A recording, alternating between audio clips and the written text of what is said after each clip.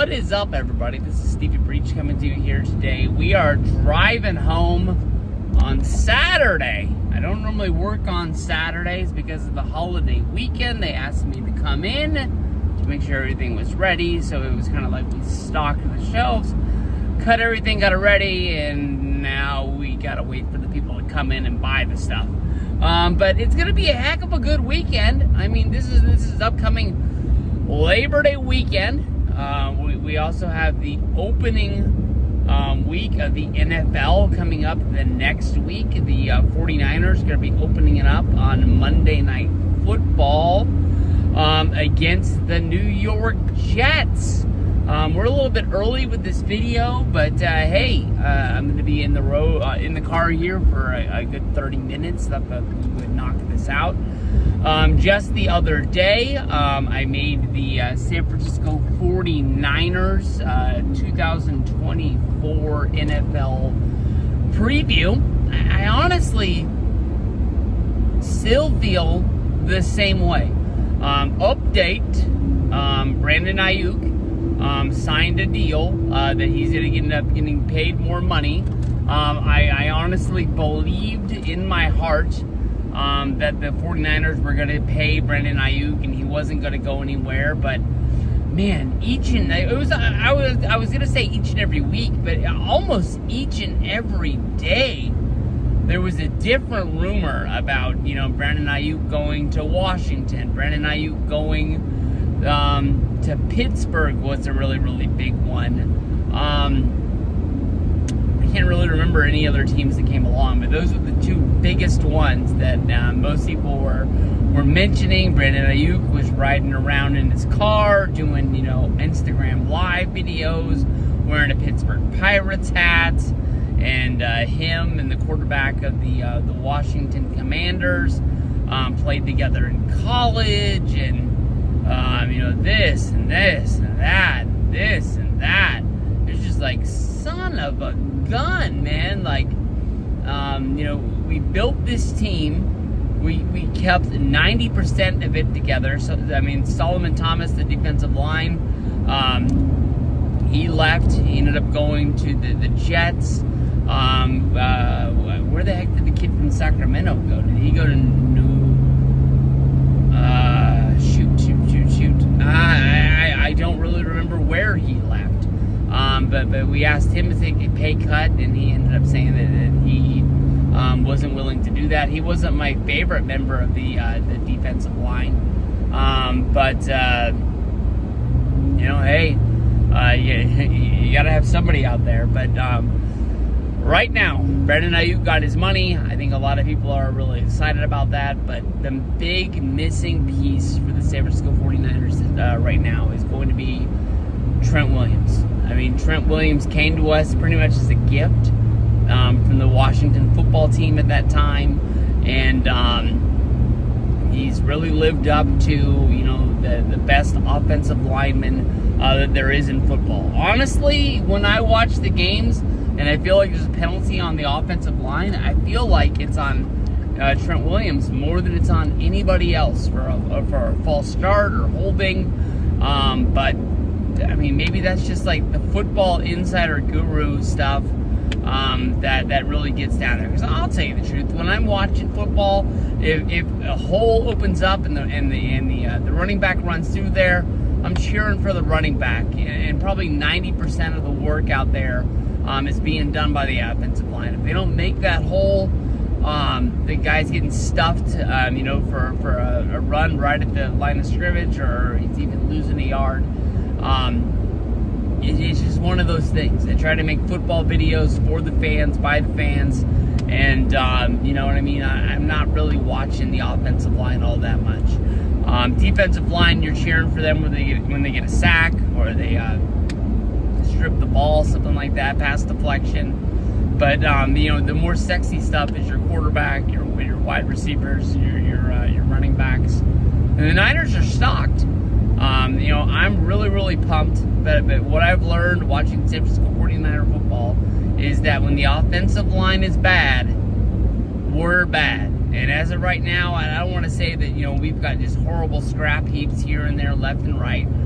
We've got some younger pieces there, but Trent Williams, to me, honestly, seems like he is kind of like the glue that keeps everything together, that, you know, supports that left-hand side, that lets McCaffrey run the ball, that lets Brock Purdy throw the ball. You know, we've had years where the offensive line is horrible and we weren't able to throw the football. We got by running the football. But I think that, you know, we need to Brock Purdy be Brock Purdy. Throw the football. That's, you know, what we've done to be a winning organization the last few years, and we need to keep on moving. Every year that window closes a little bit more. I in my heart, I don't want to see it happen, but I believe that this is the last year with Kittle on the team. You know, they went out, they drafted the tight ends last year. They're coming along, but you know, with no Trent, I really see Kittle staying in the block more than anything else, and I think that changes the offense a lot, not having Kittle open. I know that Kittle's not going to be a guy that's in the huddle or on the sideline saying that he doesn't want to block, because if there's anybody out there that wants to block, you know, that's the guy that's going to do it. And honestly, he's talked about how, you know, Shanahan, how he likes tight ends. You know, he even likes the receivers. If they're not going to block, there's not really going to be a spot for them on the 49ers. Everybody's got to be a team player.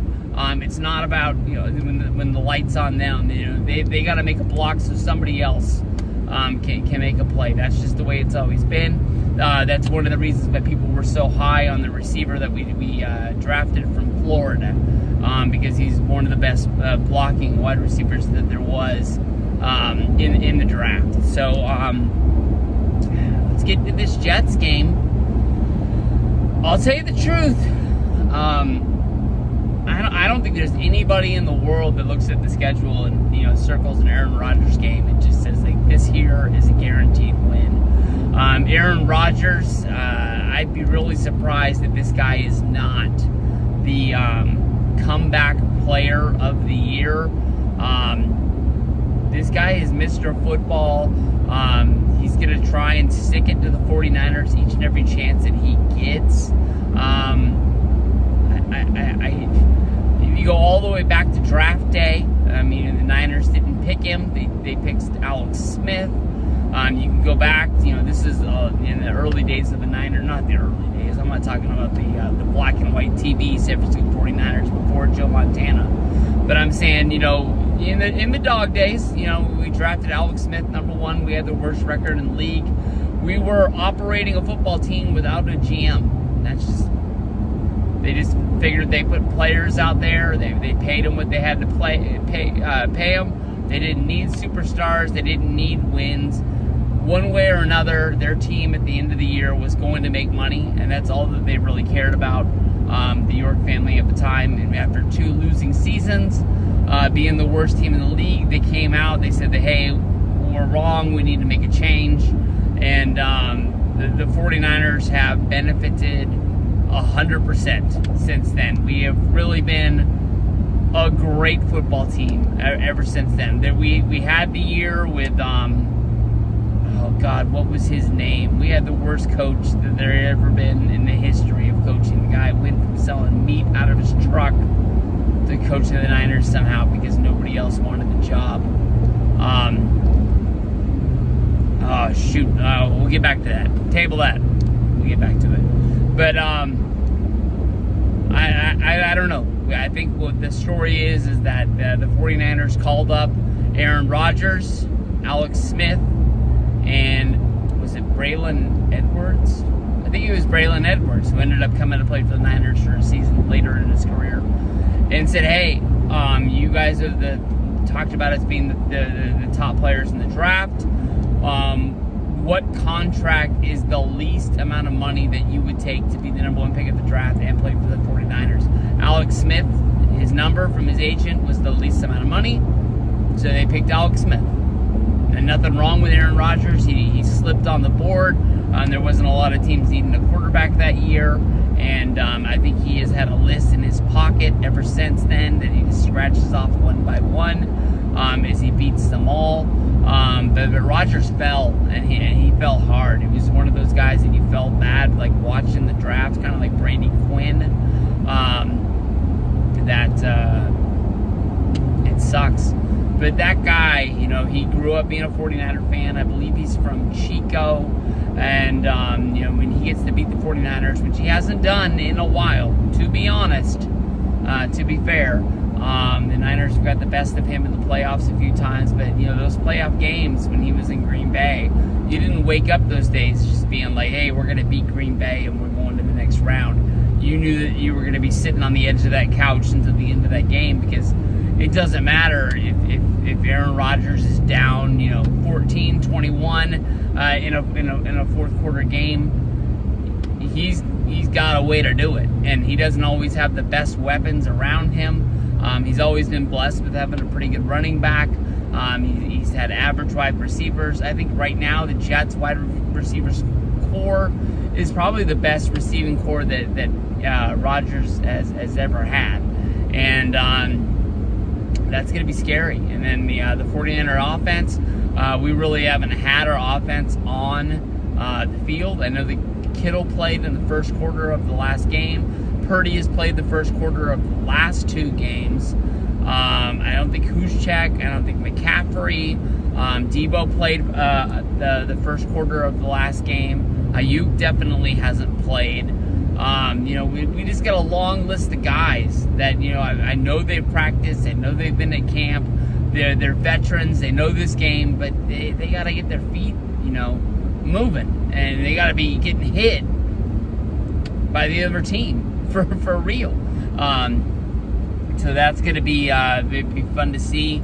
I don't know, man. This is going to be a tight one. I know that they put out, I believe, ESPN put out a thing about people picking who they thought was going to win each and every game, and I think only one person picked the Jets to win it. I don't think it's that much of a slam dunk case. I think the Niners have a lot of talent, but they're gonna have to go out there and they're gonna have to prove this one. I'm gonna be cheering for them. I'll tell you the truth.